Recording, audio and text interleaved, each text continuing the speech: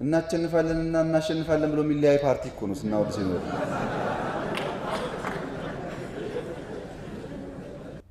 አትጠራጠሩ። አማራ ወይም ኦሮሞ ወይም ትግሬ የሚል አስተሳሰብ ሟች እና ህዝብ ገዳይ ነው።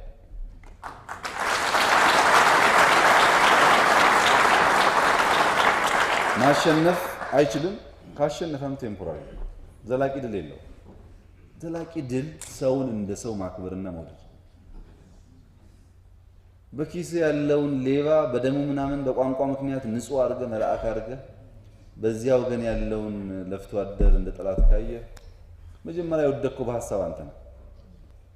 ወደ አንድነት ስል ቋንቋ ተቀየረ ይላሉ። የኮንሰፕት ጉዳይ አይደለም ማለት ነው።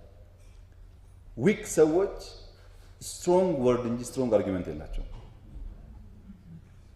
ሐሳብ አለ አርጊመንቱ።